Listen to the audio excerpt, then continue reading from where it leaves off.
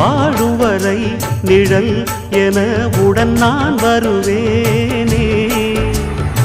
ஏழ் பிறப்பும் உயிர் துணை உனை நான் பிரியேனே.